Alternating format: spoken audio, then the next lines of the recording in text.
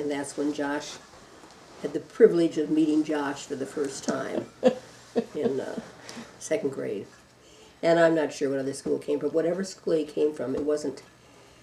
He came with quite a baggage of things. It was not good, and I don't believe I've ever had or seen more anger in a child than I did in that one.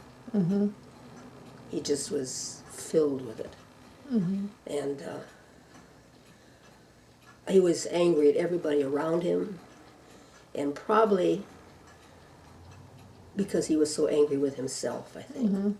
He didn't have a good home life at all.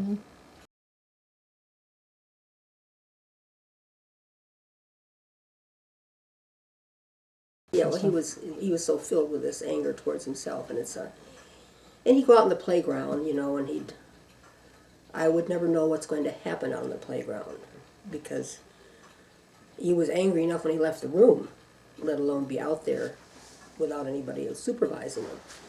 And inevitably he'd come in, or the whole class would come in, and they'd be pushing him around, and they didn't like him because they didn't understand him. Not everybody understands why people are angry. And I don't care whether it's children or adults, it's the same thing. They're not happy with themselves, they're angry with themselves, therefore they take it on everybody around them. And he was taking it out on everybody in the classroom. This was in the second grade. And he, and then they in turn would take it out on him, or if they wouldn't, sometimes they would instigate it. Because they'd take one look at him and think, well, that's a ta-ta-ta-ta, and so they would go after him. So he was the brunt of being bullied, as well as turning around and being the bullier. So it was a combination of reaction to the classroom that he was so mad at times. He would fly out of the door. He'd get up and he would throw his books around the room, and he'd march out the door and he'd slam the door and he'd be gone. One time he was so furious. He got up and he went to the door and he turned around and he looked at me and he said, "You are the worst GD teacher in the whole world." And he slammed the door and he was gone. And all I did was turn around and look at the class and said, "Well, lucky you." So, and then eventually, I got him and he came back.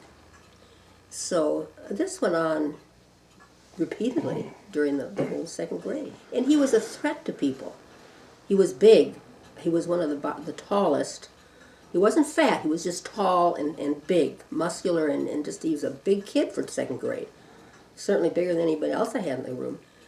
And but he would threaten to kill people. He threatened to kill the kids. He threatened to kill the principal. He threatened to kill different teachers. There were people in the school there were times they were afraid of him. And then there was this tremendous push to remove him from the school, because they felt the only hope for him would be to take him and put him in a special classroom